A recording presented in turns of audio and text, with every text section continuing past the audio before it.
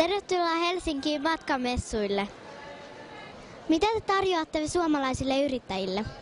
Suomalaisille yrittäjille tarjotaan mutkatonta, helppoa matkustustapa Pietarin.